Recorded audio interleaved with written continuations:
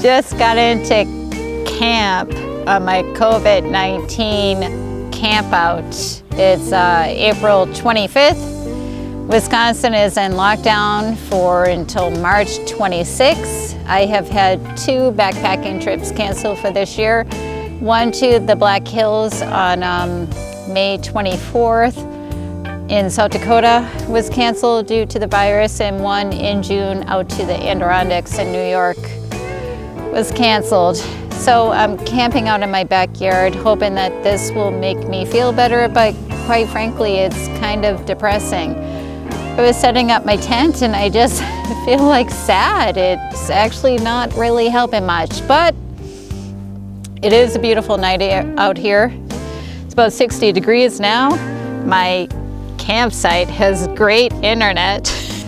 I'm just getting ready to camp out for the night. I'm not gonna put on my rave flight tonight. I've never done that before, so this is a great experiment for doing that. I have my ultralight pillow going on here, and I got my ultralight wine going on here. I guess if you can't backpack and if you camp outside, you might as well do what you enjoy. So I'm gonna do, the right thing and check in and let my loved ones know that I'm camping here. And I gotta do a big check on the mileage I did today, and my mileage for today was mileage for today, 0.11. Whew, tough day out on the trail today. So I don't know, I guess I'm just trying to make the best of it. It's really depressing, but I'm trying to make the best of it.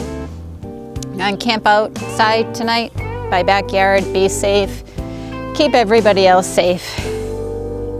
I guess I'll see you later.